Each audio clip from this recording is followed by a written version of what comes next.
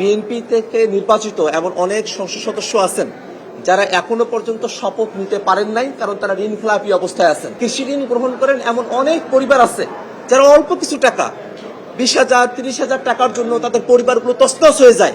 কিন্তু যে বড় বড় প্রতিষ্ঠানগুলো আছে যারা ঋণখেলাপির নামে ডাকাতি করছে, তারা হাজার হাজার কোটি টাকা তারা নিয়ে যাচ্ছে, কিন্তু তাদেরকে বারবার রেয়াত দেওয়া হচ্ছে, তাদেরকে মওকুফ করা হচ্ছে। যারা বড় বড় ঋণখেলাপি যারা আছে তাদেরকে অবশ্যই পাকড়াও করতে হবে। ঋণখেলাপিদের বিষয়ে আজকে একটা তালিকা চাওয়া হয়েছিল এবং সে তালিকা প্রথম 20 শীর্ষ যারা ঋণখেলাপি আছেন তাদের তালিকা এসেছে। আপনারা দেখেছেন যে এস আলম সেই তালিকাগুলোর মধ্যে শীর্ষে অবস্থান করছে।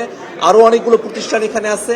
এর বাইরে গিয়ে একটা বিষয় আপনারা হয়তো জানবেন যে আমাদের বিএনপি থেকে নির্বাচিত এমন অনেক সংসদ সদস্য আছেন যারা এখনো পর্যন্ত শপথ নিতে পারেন নাই, কারণ তারা ঋণখেলাপি অবস্থায় আছেন। এটা কিন্তু খুবই ডেঞ্জারাস একটা পরিস্থিতি। এটা আপনারা জানেন, আমি নাম মেনশন করছি না। আপনারা জানেন যে কারা কারা এখনো পর্যন্ত শপথ নিতে পারেন নাই। এই যে তারা শপথ নিতে না পারা, অর্থাৎ ঋণখেলাপি যারা তাদেরকে নির্বাচনে অংশগ্রহণ করতে দেওয়া, সেই বিষয়টা এখনো পর্যন্ত সুরাহা না হওয়া, এটা কিন্তু দেশের জন্য একটা অশনি সংকেত। আমরা মনে করি যে বাংলাদেশ রাষ্ট্রটিকে যদি আমাদের ফাংশনাল রাখতে হয়, তাহলে যারা বড় বড় ঋণখেলাপি যারা আছে তাদেরকে অবশ্যই পাকড়াও করতে হবে। যারা ছোট ছোট ঋণ গ্রহণ করেন, অর্থাৎ কৃষি ঋণ গ্রহণ করেন এমন অনেক পরিবার আছে যারা অল্প কিছু টাকা 20,000 30,000 টাকার জন্য তাদের পরিবারগুলো তছনছ হয়ে যায়।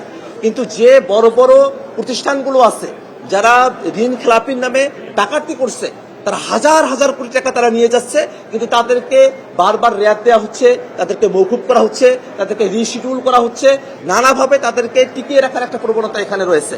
আমরা সরকারের কাছে এই বিষয়ে আমরা নিবেদন করব যে যারা ঋণখেলাপি আছে তাদেরকে অতি দ্রুত এই ঋণখেলাপির বিষয়ে তাদের ব্যাপারে যেন ব্যবস্থা গ্রহণ করা হয়। এবং পাচারকৃত যে অর্থগুলো আছে, এই ঋণখেলাপি সেটা পাচার করেছে বেশিরভাগ ক্ষেত্রে, আপনারা খেয়াল করে দেখবেন। সেক্ষেত্রে যারা ঋণখেলাপি আছে এবং তারা বিদেশে অর্থ পাচার করেছে, দেশ থেকে বিদেশে অর্থ পাচার করছে, তাদের ব্যাপারে যে ধরনের আইন রয়েছে সে আইনে তাদেরকে দেউলিয়া ঘোষণা করা বা আইনগত সর্বোচ্চ যে শাস্তি আছে সেই শাস্তির ব্যবস্থা যেন গ্রহণ করা হয়, সে ব্যাপারে আমরা সরকারের কাছে আহ্বান জানাই।